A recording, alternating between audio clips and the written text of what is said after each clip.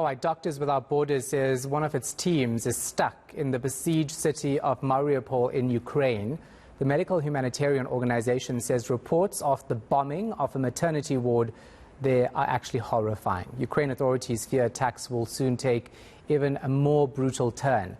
Joining us now from Johannesburg is MSF's Director of Communications, Borrie la Grange. Borrie, thanks for your time. We appreciate it. So tell us more about your team on the ground. I was speaking to the UNHCR, I think, the other day, the Red Cross actually as well, about the situation in Mariupol. And they say that people are stuck there, that it's hard to get out.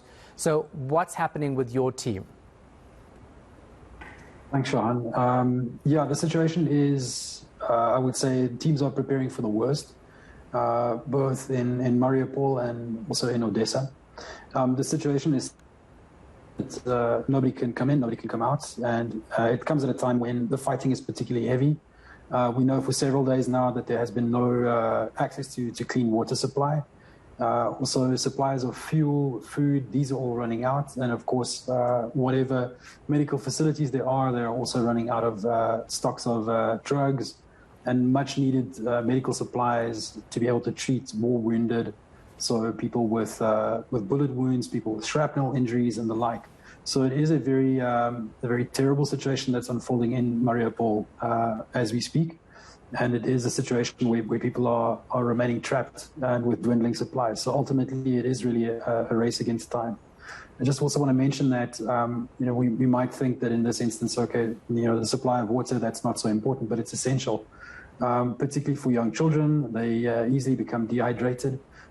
People are resorting to very desperate measures, breaking open heating systems to get access to the water that is normally heated up to supply some bit of warmth. They're doing this in order to wash their hands.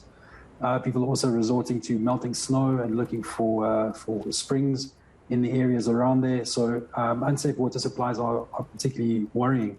Also, just to add that in 2011, there was in fact an outbreak of cholera in Mariupol.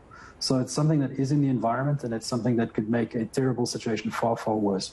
It's actually shocking to hear that. And, the question is, why is access to the city almost impossible, especially since Russia has been saying that one of the corridors will be open every morning for people to get in and out, for aid to come in and out as well.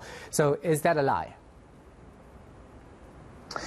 It's difficult to discern exactly what the situation there is. What we can say, though, is that these attempts at having ceasefires and having them respected to ensure that there's potential safety or safe passage for people to move in, for supplies to move in, for people to move out, that's been a very frustrating situation. So no, we haven't seen a level of ensured security or safety then where people can in fact do this.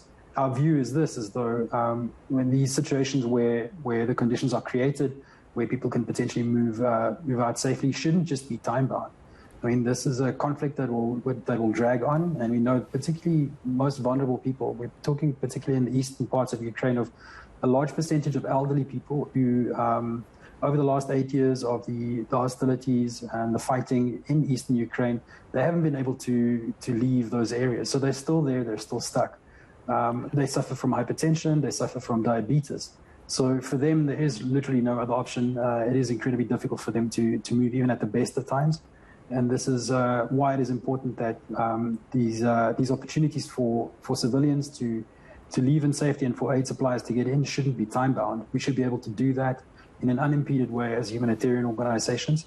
And civilians should not be targeted, and neither should civilian infrastructure, which includes hospitals.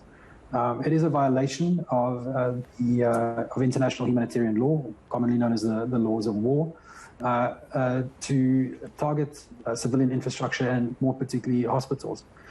More so at a time like this, when there is very little in the way of being able to support people in the hour of need. Yeah, and I guess that every organization I've spoken to is saying the exact same thing, that these humanitarian laws are being totally ignored here. So is there any plan for you to bring your team out of Mariupol into safer areas? Is that even possible? We'll have to assess the situation as it evolves, but I think the other thing also to remember, though, is that while this is happening in Mariupol, the situation elsewhere in Ukraine is such that other cities are also being encircled, where people are leaving as they can, and we are at the moment racing against time in order to try and get medical supplies into those cities, and also trying to provide some training and support for the medical staff who've remained in those cities, to be able to provide adequate medical care for war wounded and the like, to be able to do triage in emergency rooms. We have to remember that Ukraine has a fairly significant healthcare infrastructure, but the staff who work in these hospitals are not used to seeing gunshot wounds. They're not used to treating shrapnel. This is not something they deal with on a day-to-day level. So this is important that the staff that we're assigning to work in Ukraine are able to kind of provide at least some training and some support for them to equip themselves with the supplies they need, and also the skills and the approaches to be able to save people's lives when they do reach those hospitals in a wounded state. All right, thank you so much for your time and insight. I really do hope that you guys make headway with that situation there. MSF Director of Communications, Borrie la Grange.